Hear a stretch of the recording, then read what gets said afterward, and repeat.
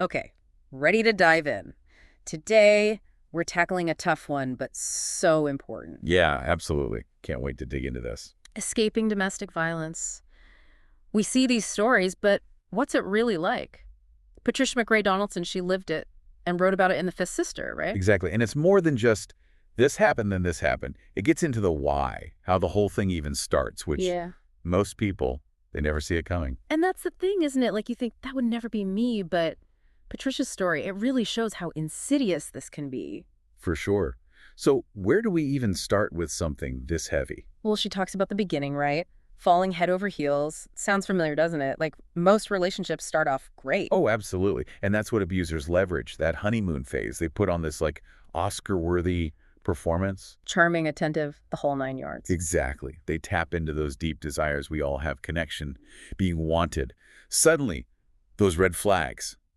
Because who wants to question a good thing, especially when it feels so real, right? So we miss those early signs, those subtle manipulations.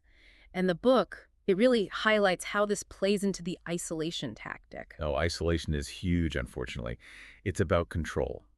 Snipping those lifelines. The victim has friends, family, even work sometimes. So insidious, right? Because it happens gradually. One day you realize, wait, when was the last time I even talked to my best friend? It's like being slowly shrunk down until you're trapped in their world, their rules. And that's terrifying. That's when the reality distortion really sets in, doesn't it? Like Patricia, she felt like a prisoner trapped in her own home. But then there's this shift, this moment where she realizes no more. Right, and that's the turning point, finding that inner strength. For Patricia, it was a profound spiritual awakening, as she calls it in the book. Which is fascinating because it's not necessarily about religion for everyone, is it? It's more about that unshakable belief in something bigger than yourself, bigger than the situation. Absolutely. For some, it's faith. For others, maybe it's a passion, a purpose. It's that thing the abuser can't touch, can't take away. And it gives you the strength to fight back, to reclaim your life. It makes you realize that you deserve better. What were some of the ways Patricia did that? Because escaping is just the first step, isn't it? It's the rebuilding that's so crucial. Oh, absolutely. And it's a process, not a light switch. For Patricia, therapy was huge.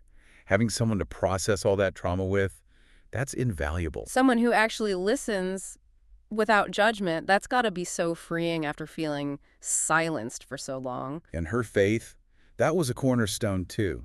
It provided comfort, a sense of peace she hadn't felt in years. It's amazing, isn't it? The human spirit, the ability to find light in even the darkest places. It's a testament to resilience, something we all have within us.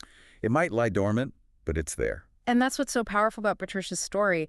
It's a reminder that we're never truly broken, never beyond hope. Even when it feels like it, that strength, that will to overcome, it's always within reach. So if this deep dive has resonated with you even a little, I urge you, check out The Fifth Sister. Patricia's story, it's raw, it's real, and it just might give you that glimmer of hope, that push you need to start your own journey to healing. Because no one deserves to live in the shadows of abuse. You are worthy of respect and a life free from fear. Couldn't have said it better myself. Now, before we wrap up, here's something to ponder: what stood out to you most from Patricia's story. And how can we apply those lessons, not just in romantic relationships, but in all areas of our lives? Think about it.